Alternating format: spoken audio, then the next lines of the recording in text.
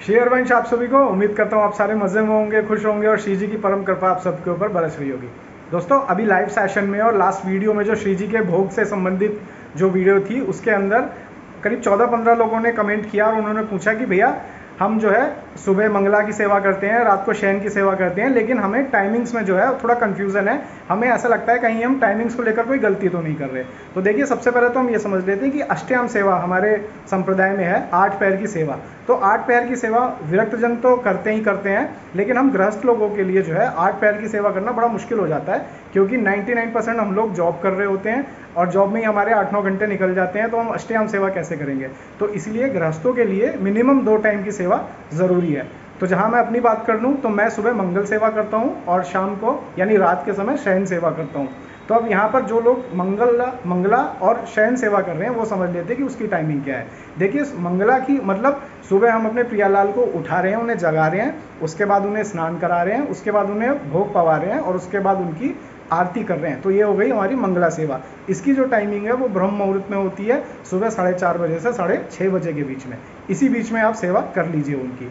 और शयन की सेवा का मतलब है शाम को संध्या के समय हमें भोग लगा देना, उसके बाद उनकी आरती करना और शयन के पद सुलाकर अपने प्रिया प्रीतम को सुला देना।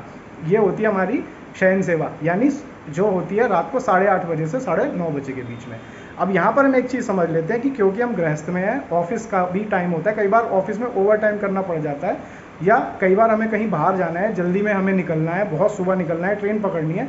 ऐसी सिचुएशन में अगर ये दोनों टाइमिंग कमिट नहीं हो पा रही, यानी मंगला हमारी सुबह 4:30 से 6:30 के बीच में नहीं हो पा रही है, या 8:30 से 9:30 के बीच में हमारी शयन सेवा नहीं हो पा रही है, तो इसमें अपराध नहीं लगता अगर किसी दिन किसी वजह से आपसे ये टाइमिंग ऊपर नीचे हो जाती है।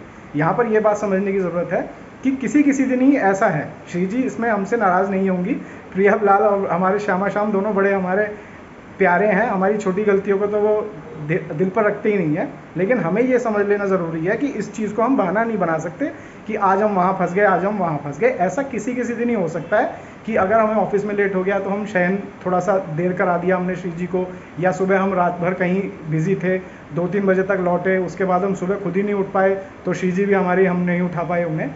तो ऐसी स्थिति में हम बस ये करेंगे कि किसी दिन की माफ़ी है। बाकी आप पूरी कोशिश करिए कि मंगला की सेवा जो है सुबह 4:30 से 6:30 के बीच में कर लें और शयन की सेवा आप रात को 8:30 से 9:30 के बीच में कर लें। यही उत्तम समय होता है इन दोनों सेवाओं का। तो उम्मीद करता है जिनके ये डाउट थे वो क्लियर हो गए होंगे। अब जल्दी मिलता हूँ आपसे नए सब्जेक्ट पर, नई वीडियो पर। अपना ख्याल रखिए, मुस्कुराते रहिए। श्री हरिवंश।